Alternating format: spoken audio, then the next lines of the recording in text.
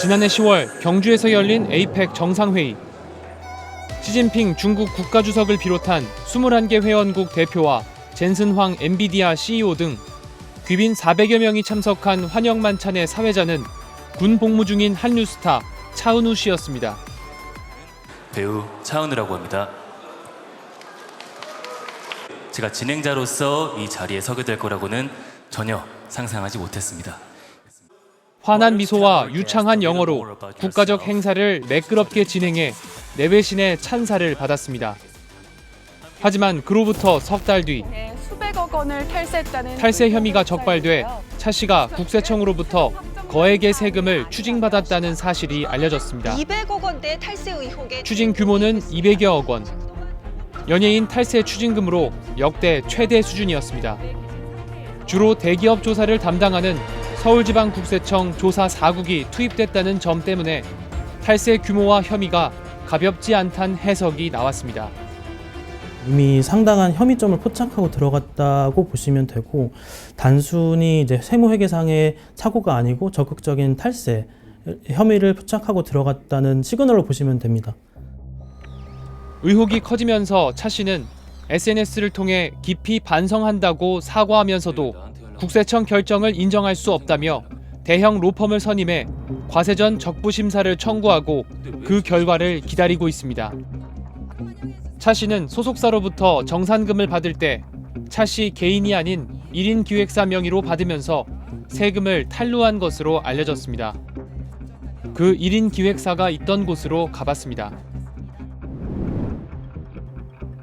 강화도 해안도로 인근에 위치한 2층 건물. 앞에는 주차장이 널찍하게 펼쳐져 있고 입구엔 숯불장어구이 식당 간판이 남아 있습니다.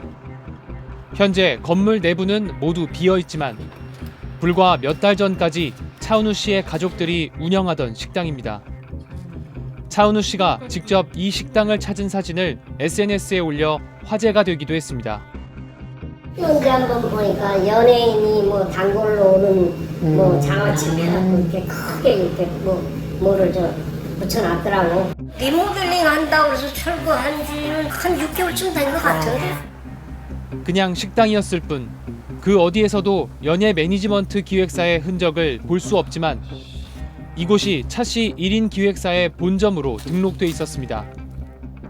세무조사를 나가게 되면 제일 먼저 확인을 하는 게 이 사업장 소재지와 이 사업장에 실체가 있는가를 제일 먼저 보는데요.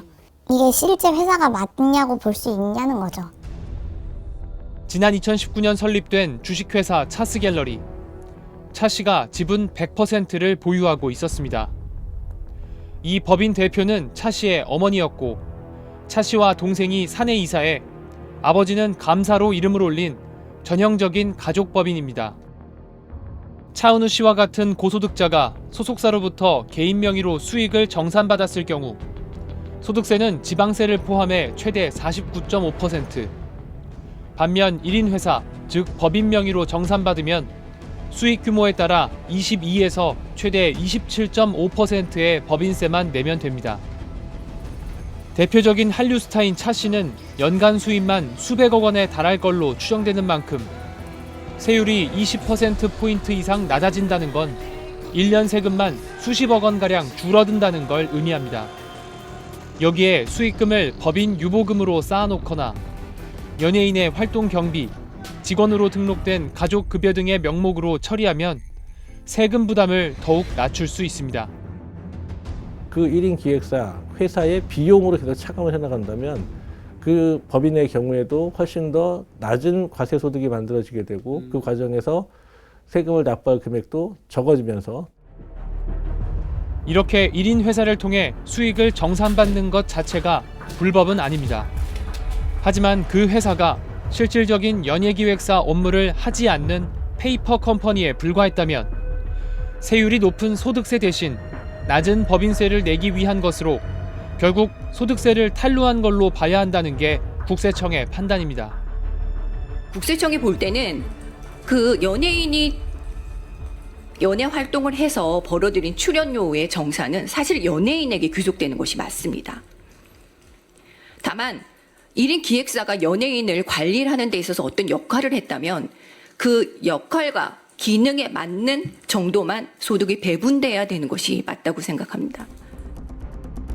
스트레이트 취재 결과 지난 2020년 7월 차 씨의 1인 회사는 숯불 장어 식당을 포함한 건물과 토지, 그리고 인근 임야까지 사들였습니다.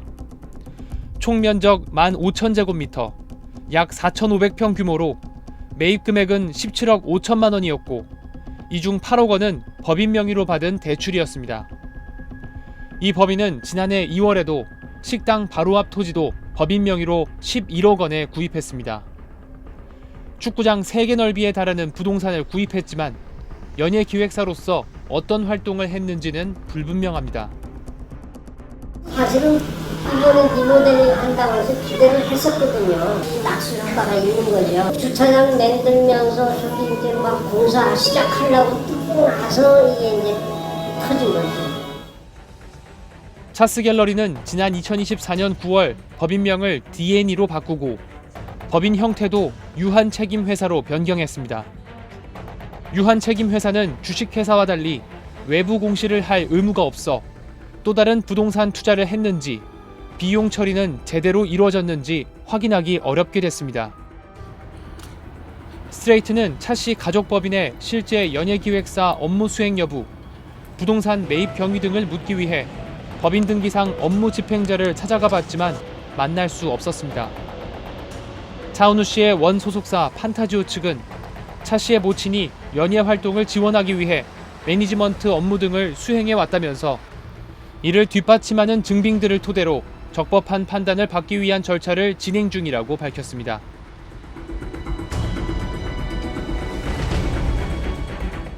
유명 연예인들이 1인 기획사를 만들어 활동하는 건 이미 유행처럼 널리 퍼져 있습니다. 살펴본 것처럼 일단 세금 측면에서 상당히 유리하기 때문일 텐데요. 이뿐만이 아닙니다. 연예인들이 어떤 건물을 사서 얼마의 시세 차익을 남겼다는 기사들 온라인상에서 자주 보셨을 겁니다. 부동산 매매로 막대한 수익을 올리는 데에도 역시 1인 기획사가 중요한 역할을 하고 있었습니다. 서울 한남동의 대형 대학병원 인근 소고기와 곰탕으로 유명한 식당입니다. 점심시간 식당은 손님들로 북적입니다. 한쪽 벽면엔 이곳을 찾았던 연예인들의 사인이 빼곡히 걸려 있습니다. 보통의 음식점과 다를 것 없지만 이곳은 연예기획사 분점으로 등록돼 있습니다. 하지만 음식점 건물 어디에도 연예기획사로 보이는 공간은 찾아볼 수 없었습니다. 이 음식점을 주소지로 등록한 기획사는 지난 2015년 배우 이한희 씨가 설립한 주식회사 한희. 현재는 법인명을 바꾸고 미국 국적인 이 씨의 남편 장모 씨가 대표이사를, 이한희 씨가 사내이사를 맡고 있습니다. 기획사에 대한 거는 맞긴 맞는데 내가 뭐 정확하게 말씀 내가 드리기가 좀 그러네요. 남편분이랑도 좀 아시는 알죠. 나랑 되게 친하죠. 얼마나 또 잘하는데요. 이 건물은 기획사가 법인 명의로 지난 2017년 11월 64억 5천만 원에 매입했습니다. 통상 120% 수준으로 설정하는 근저당 채권 최고액이 42억 원인 것으로 미루어 매입가의 절반 이상인 35억 원을 대출받은 것으로 보입니다. 최근 거래된 인근 토지 단가로 봤을 때 현 시세는 120억 원 수준, 8년여 만에 2배가량 올랐습니다. 연예기획사로 등록된 곳에 왜 식당만 영업 중인지 묻기 위해 이 기획사의 본점에 찾아갔습니다. 이곳 역시 기획사임을 알리는 그 어떤 표식도 없었습니다. 저 프로젝트가 소유하시는 부동산 관련해서 좀 여쭤보고 싶은 건데 어려울 것 같아요. 혹시 저희가 메일로 이렇게 뭐 질문을 좀 드릴 수 있는 뭐 창구가 없을까요? 없습니다. 아, 없을까요? 네, 그럼 없습니다. 저희는 기사에 그냥 입장은 없다라고 모두 괜찮을까요? 마음대로 하세요. 차은우 씨와 마찬가지로 이한희 씨 역시 1인 기획사를 통한 세금 탈루 혐의로 지난 2024년 60억 원 가량의 세금을 추징당했습니다. 1인 기획사를 이용해 세금을 줄이고 서울 노른자 땅에 투자해 시세 차익을 노린 것 아니냐는 의혹에 대해 이 씨의 원 소속사 측은 해당 건물은 법인 본점 소재지 복합 문화예술 공간 등으로 활용하려 했으나 소유권 이전 절차가 지연되면서 기존 임차인의 임대차 계약이 유지됐다고 해명했습니다. 하지만 등기부 등본상 소유권 이전이 완료된 건 지난 2020년으로 지금까지 그냥 식당으로 임차하고 있는 건 납득하기 어려운 대목입니다. 일단은 자산 축적 수단으로 볼 수도 있죠. 개발 호재나 지가 상승을 노리는 이제 투자일 수는 있겠죠. 소속사 측은 또 60억 원의 추징 세금에 대해선 고지된 추가 세액을 전액 납부했지만 과세 당국의 해석에 동의하지 않아 현재 조세심판원에 불복 절차를 제기한 상태라고 밝혔습니다. 서울 역삼동에 있는 한 빌딩. 지하 2층, 지상 7층 규모로 지난 2022년 150억 원에 거래됐습니다. 당시 매도인은 딥브리딩이라는 법인. 배우 류준열 씨가 사내이사, 류 씨의 어머니가 대표이사로 있던 가족법인이었습니다. 지난 2020년 58억 원에 구입해 기존 건물을 허물고 새로 지은 뒤 매각하면서 불과 2년여 만에 수십억 원의 시세 차익을 거둔 것으로 알려졌습니다. 더구나 매입가의 80% 이상인 48억 원을 대출받았다는 점을 감안하면 류 씨의 법인은 10억 원으로 강남의 고가의 빌딩을 산 셈입니다. 통상적으로 법인 명의로 상업용 건물을 구입할 땐 개인이 살 때보다 더 쉽게 대출을 받을 수 있습니다. 개인 사업자는 평가를 해요. 근데 법인은 그걸 안 해도 돼요. 대출 이자도 법인의 손비로 인정을 받거든요. 그런 분들 대부분 대출 80%까지 받으세요. 빚내서 투자하는 이른바 빚투로 부를 키우는 방식. 배우 황정음 씨의 경우 가족법인 명의로 35억 원가량을 대출받아 서울 신사동에 빌딩을 구입한 뒤 3년 7개월 만에 되팔아 50억 원에 달하는 시세 차익을 받습니다. 배우 이병헌 씨도 지난 2018년 법인 명의로 서울 양평동 빌딩을 260억 원에 사면서 170억 원가량을 대출받았는데 3년여 만에 100억 원대의 차익을 얻은 것으로 전해졌습니다. 이 씨는 2022년에도 서울 옥수동에 한 빌딩을 240억 원에 샀는데 당시 대출액은 190억 원에 달했습니다. 대출도 상대적으로 쉽지만 대출 이자부터 빌딩 유지비 등을 법인 비용으로 처리할 수 있고 건물을 팔아서 생긴 이익에 양도소득세를 낼 때도 개인보다 낮은 법인세율이 적용됩니다. 이런 혜택들이 1인 기획사 또는 가족회사를 이용한 연예인들의 재산 불리기에 이용되고 있는 겁니다. 그러니까 그런 유혹을 받는 거죠. 그러니까 당연히 법인으로 해서 세금을 덜 내볼까 하는 생각이 드는 거고, 그 1인 법인을 만들려고 접근하는 그 최초의 그 유인이 세금을 덜 내겠다고 하다 보니까 이런 사례가 많이 발생하는 것 같습니다. 이 때문에 연예계 관계자들 사이에선 1인 기획사를 만들지 않으면 바보란 얘기까지 나옵니다. 안 하면 안 돼요. 안 하는 사람이 바보지. 잘 나가는 사람들 다 저기 뭐 나라에다 세금 안 내겠다라는 의도가 깔려 있는 것이고. 제도의 허점을 이용해 손쉽게 수백억 원씩 재산을 늘려가는 일부 연예인들의 모습은 서민들을 허탈하게 만듭니다. 일반적인 사람들은 100억이라는 단어는 말도 안 되고요.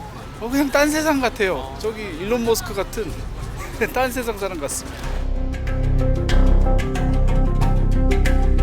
현실이 이렇다 보니 연예인들의 활동을 지원하고 관리한다는 연예기획사의 수도 급증하고 있습니다. 지난해 말 기준 정부에 등록된 연예기획사 수는 휴업 중이거나 폐업한 곳을 제외하면 6,137곳. 한국콘텐츠진흥원이 집계한 국내 대중문화예술인 수가 12,000여 명인 걸 감안하면 한 기획사당 평균 2명만 속해 있는 셈입니다. 말 그대로 연예기획사가 난립하고 있는 건데 과연 업무를 제대로 하고 있는 건지 직접 가봤습니다.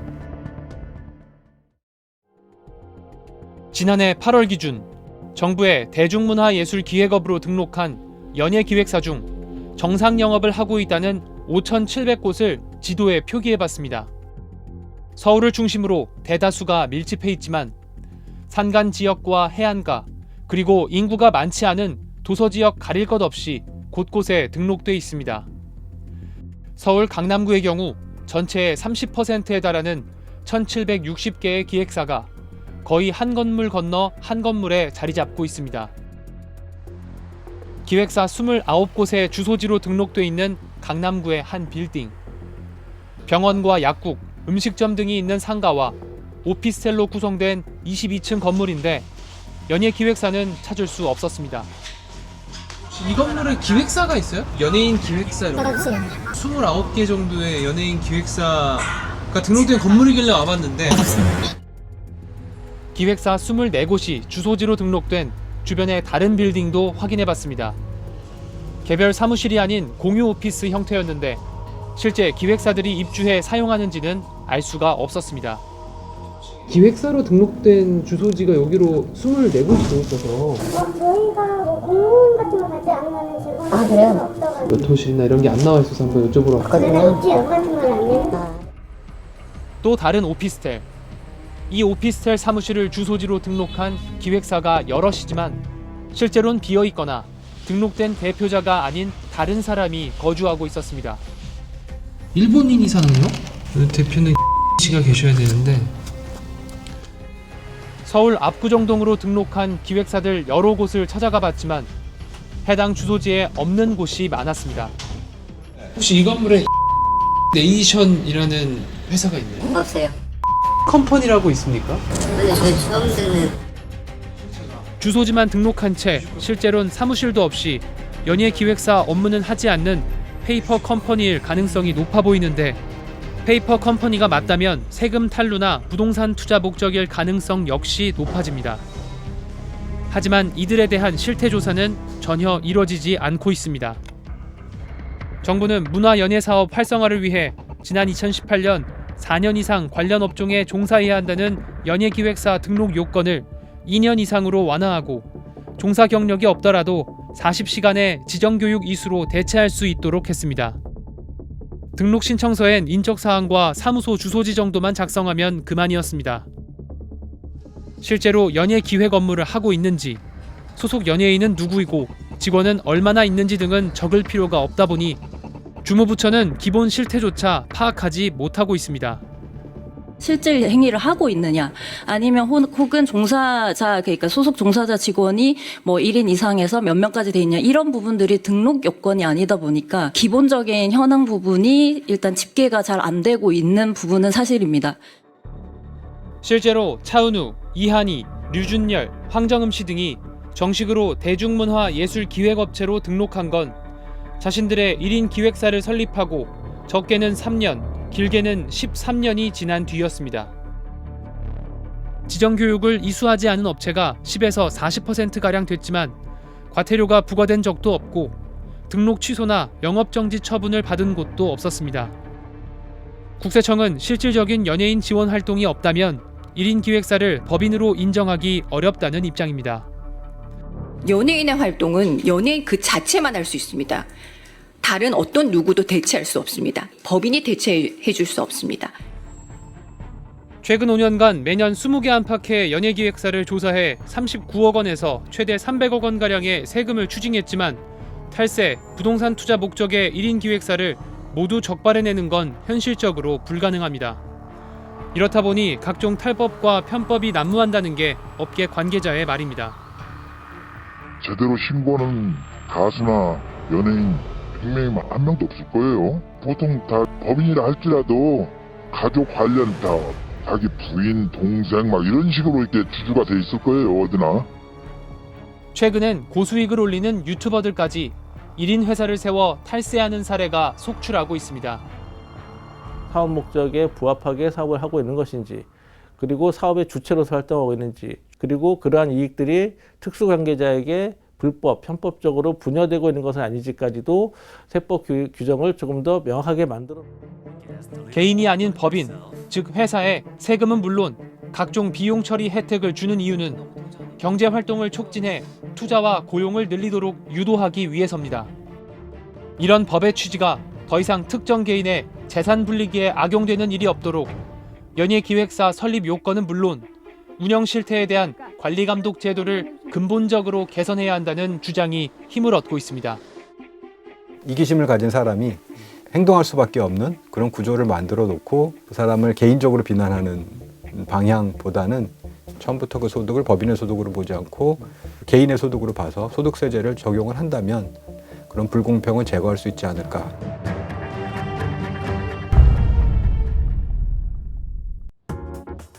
지난 1월에 열린 세계 최대 전자박람회 CES의 화두는 단연 휴머노이드 로봇이었습니다. 중국 기업들을 중심으로 경쟁적으로 내놓은 다양한 로봇들. 움직임은 놀랄 만큼 자연스러워졌고 화려한 공중제비와 발차기, 심지어 격투기까지 선보였습니다.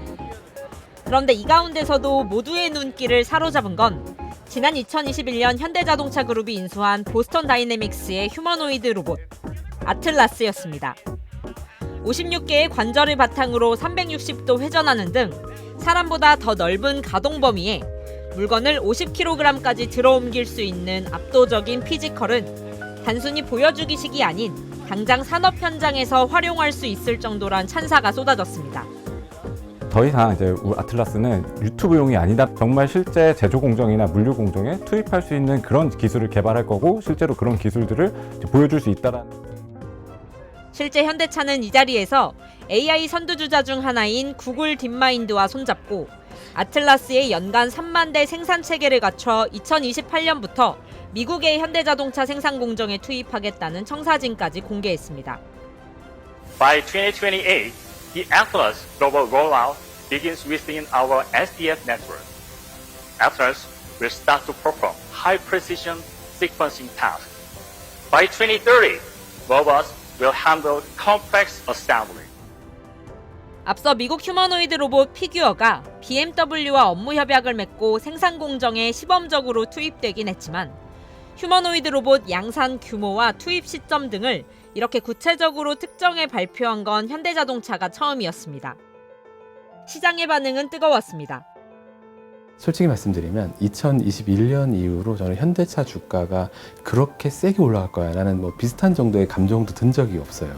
그날 아틀라스를 보고 또 발표하는 내용을 듣고 나서 이 주가가 되겠구나. 아틀라스의 가격은 13만 달러, 우리 돈 1억 8천만 원 가량으로 추정됩니다. 현대차는 아틀라스를 대량으로 양산에 투입할 경우 공정 효율화로 인간의 노동력보다 최대 3배까지 생산성을 확보할 수 있어 2년 안에 투자비 회수가 가능할 것으로 보고 있습니다. 하지만 커지는 시장의 기대만큼 노동자들의 충격과 불안 역시 커질 수밖에 없습니다. 기술이 발전한 만큼 사람의 일자리도 조금 없어지겠다. 예전부터 그랬으니까 기계 값은 그렇게 해도 이게 인건비로 따지면은 더 싸게 먹힐 거니까. 현대자동차 노동조합은 즉각 노사 합의 없는 아틀라스 도입은 단 한 대도 허용할 수 없다며 강경한 입장을 내놨는데 과거 산업혁명 당시 노동자들이 일자리를 지키기 위해 기계를 파괴했던 러다이트처럼 시대착오적이란 비난이 쏟아졌습니다. 누구도 피할 순 없지만 누구도 경험해보지 못한 급격한 변화. 아틀라스는 우리의 노동 현장에 도대체 언제부터 또 얼마나 큰 영향을 끼칠까? 전문가들은 현대차가 내놓은 청사진처럼 2년 뒤 공장에 아틀라스를 투입하는 건 어렵지 않을 거라고 말합니다. 좀 디테일한 업무들인 것 같거든요. 이게 특정한 태스크 이런 것들을 내가 타겟팅해서 자동화하겠다? 그거는 불가능한 것 같진 않아요. 초반에 이제 투입됐을 때에는 당연히 어느 정도 이제 그런 오차들이 분명히 있을 거지만 2030년까지는 이런 이제 소프트웨어적인 또 안정성까지도 같이 올라갈 거기 때문에 충분히 해볼 만하다. 하지만 아틀라스가 투입된다고 해서 당장 현재의 산업 구조가 급격하게 달라지거나 제조업 일자리가 대량으로 감소할 거라는 걱정은 기우라는 시각도 적지 않습니다. 자동화가 이미 너무 잘 돼 있어요. 이미 다 로봇에 최적화된 공간이에요. 굳이 로봇을 사람 닮은 걸로 만들 이유가 없어요. 휴머노이드 아니면 안 되겠다라는 작업이 사실 잘 보이질 않아요.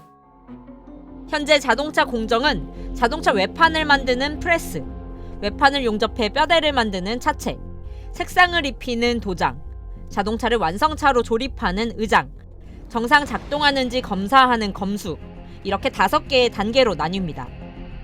이 공정 5단계 중 프레스와 차체, 도장 단계까진 이미 상당 부분 산업용 로봇이 담당하고 있습니다.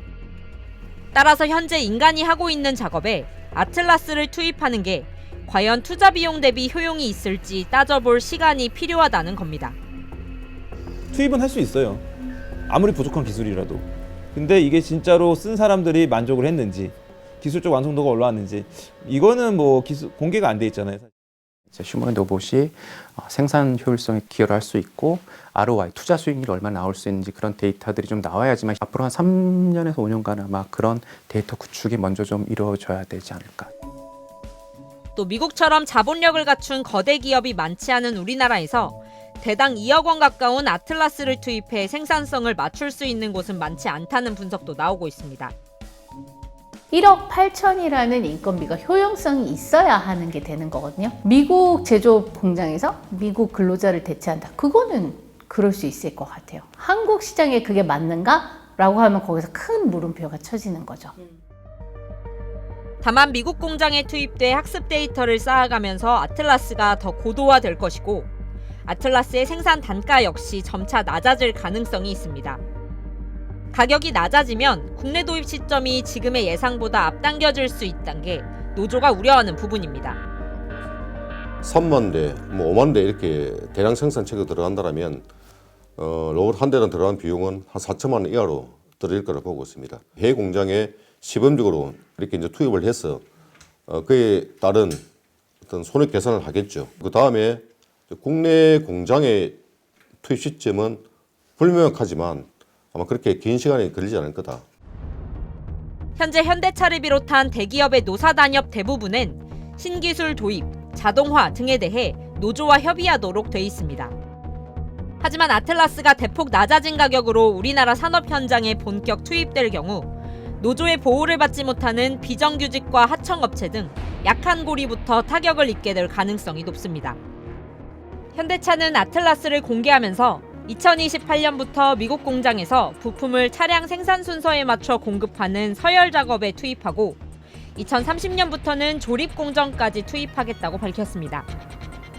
실제 현대차에 장착되는 부품의 물류 과정을 보면 부품 제조, 그리고 제조된 부품을 조립하고 순서에 맞게 공급하는 서열 작업 상당 부분을 하청업체들이 담당하고 있습니다.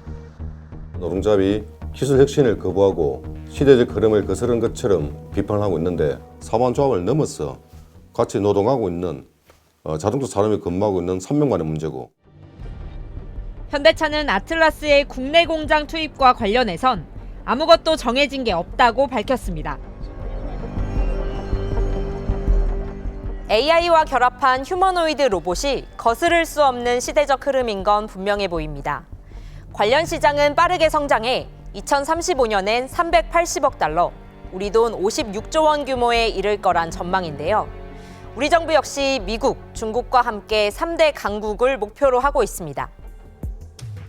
국내에서도 다양한 휴머노이드 로봇 개발이 활발하게 진행 중인데요. 지금 우리는 어디까지 와 있는지, 또 무엇을 어떻게 대비해야 하는지 현장의 목소리를 통해 짚어봤습니다. 사람처럼 10개의 손가락을 유연하게 움직이는 로봇. 사람의 동작을 따라 미끄러운 텀블러를 자연스럽게 집어 옮깁니다. M1이라는 로봇이고요. 제조업 현장에서 여러 가지 일을 수행하기 위해서 지금 열심히 학습을 하고 있는 중입니다. 그래서 인간이 하는 동작을 그대로 따라하면서 배우고 있어요. 상체와 달리 하체는 바퀴를 달았습니다. 작업 현장에서 빠르게 이동하기엔 바퀴가 더 낫기 때문입니다. 로봇 앨리스의 가격은 7천만 원 정도. 국내 중소 제조업 현장이 주 타깃입니다. 아주 높은 성능의 운동성이라든가 이런 걸 가질 이유가 사실은 없어요. 중소 제조 기업의 공장주들이 사용하실 수 있는 수준만큼의 그만큼의 이제 운동 성능과 인공지능을 갖춘 상태에서 로봇을 만들어내는 거죠. 사람의 일자리를 뺏는 게 아니라 오히려 일할 사람이 없어 구인난에 시달리는 중소, 영세업체에 큰 도움을 줄 걸로 기대하고 있습니다. 최근에 대구에서 작년에 자동차 부품을 만드는 3차 벤더에 해당하는 사업장 2개가 거의 동시에 문을 닫았대요. 문을 닫은 이유는 사람을 구할 수가 없어서였어요. 거래처에 가서 사장님들이랑 대화를 나눠보면은 아무도 우리 회사에서 오지 않는다. 그 미스매치를 저희는 해소를 하고 싶은 거예요. 마치 거미처럼 생긴 사족보행 로봇. 세계적으로 주목받는 대표적 업종이지만 역시 극심한 인력난에 시달리고 있는 조선소 현장을 겨냥했습니다. 선박 공정은 동선이 복잡하고 험지가 많다 보니 배 구석구석을 수월하게 이동할 수 있게 바른 자석으로 만들었습니다. 용접 자동화 측면에서 저희가 넣으려고 하고 있고요. 실제 현장에 가시면은 이 론지라고 하는 장애물이 계속 다닥다닥 있어서 그 좁은 영역들을 넘나들면서 작업을 수행을 해야 됩니다. 저희는 이 자석 힘을 활용해서 굉장히 정적이면서도 안정적으로 넘어갈 수 있습니다. 인간의 형체를 갖추는 데 매달리기보다 해당 산업 현장에 최적화된 더 실용적인 로봇을 만드는 게 더욱 경쟁력 있다는 판단으로 만들어졌습니다. 작업하는 로봇 팔은 있는데 어느 정도 로봇 팔을 움직여줄 수단이 필요한 상황인 거죠. 뭐 스파이더 로봇이 될 수도 있고 아니면 저희가 생각하는 휴머노이드 방식으로 뭐 작업을 할 수도 있고요. 지금 있는 솔루션을 최대한 활용하는 방식은 저희가 봤을 때 저희의 지금 접근 방식인 것 같습니다. 인력난에 시달리는 영세 기업들에겐 로봇이 좋은 대안이 될 수 있는데 자금력이 부족한 이들에게 값비싼 휴머노이드, 즉 인간 모습의 로봇이 무조건 정답일 수는 없다는 겁니다. 휴머노이드를 도입했을 때 투자 수익률이 얼마나 나오는지도 아직 의문인 상황에서 섣불리 이런 것들을 투자를 할 수 있을까라는 좀 의문이 들긴 하기 때문에 좀 중소기업의 생산성 향상을 위한 답이 꼭 휴머노이드는 아니다.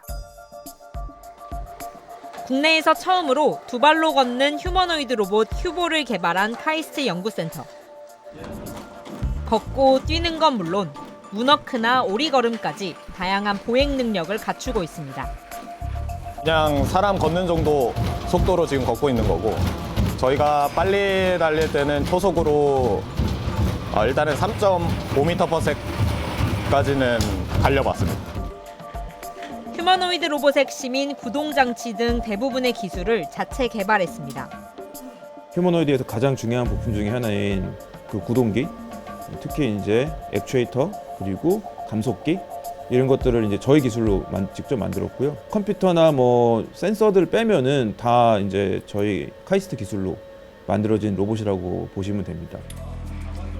카이스트 로봇센터에선 우리나라가 상대적으로 제조업 기반이 탄탄한 만큼 각종 현장에 적합한 휴머노이드 개발에 유리할 수 있다고 진단하고 있습니다. 필요성과 그리고 상황적인 그 적합성이라고 해야 되나요? 하여튼 그런 것들은 좀 갖춰져 있는 것 같아요. 부품 업체들 같은 거 되게 아주 잘 돼 있고 제조업도 아직 살아 있고 그리고 필요성은 당연히 이제 엄청나게 느끼고 있는 상황이고요. 제조업이 센 나라에서 아무래도 공급망이 짧고 그리고 아무래도 좀 믿을 수 있는 기업도 있고 이미 거스를 수 없는 대세인 만큼 기술 수준이 뒤처지거나 우리 시장이 외국 기업에 잠식당하지 않도록 경쟁력을 강화할 필요가 있습니다. 저렴한 중국 휴머노이드들이 막 밀고 들어와서 국내에 아주 이제 뿌리 내릴까 말까 한 휴머노이드 기업들이 다 말라 죽고 나면 그러면 당연히 외부에서 가격을 올리기 시작하겠죠. 기술 식민지에 빠지지 않으려면 자체적으로 휴머노이드 만들 수 있는 기술은 갖추고 있어야 된다. 많은 이들에게 아틀라스가 준 충격은 기술에 대한 경외감보다는 일자리를 빼앗길 거라는 공포감에 가까웠습니다. 휴머노이드 로봇의 등장으로 기존 산업 구조의 재편은 불가피하겠지만 일자리가 당장 급격하게 사라질 거란 조바심을 낼 필요는 없다는 지적도 많습니다. 저희가 SF 영화에서 보다시피 그렇게까지 개발이 될 거라고는 생각이 되진 않습니다. 초창기에는 특정한 작업만, 지금의 산업용 로봇처럼 특정한 작업만 이렇게 수행을 하게 되다가 더 역할이 더 많아지게 되지 않을까. 거스를 수 없는 대세라면 막연한 공포보다는 공존을 위한 대비가 필요합니다. 휴머노이드 영상을 보시면 사람과 같이 작업하고 있는 영상은 없을 겁니다. 왜냐하면 그런 안전 표준이 없기 때문에 어떤 사고가 발생할 경우 어떤 책임 소재라는 불분명한 상황이기 때문에 그런 법 규제 이런 것들이 마련돼야지만 본격적으로 상용화 단계에 진입할 수 있는 부분이에요. 산업혁명 이후 인류가 해온 것처럼 전 사회가 나서서 노동시간 단축을 통한 삶의 질 향상, 새로운 일자리 창출에 나서야 합니다.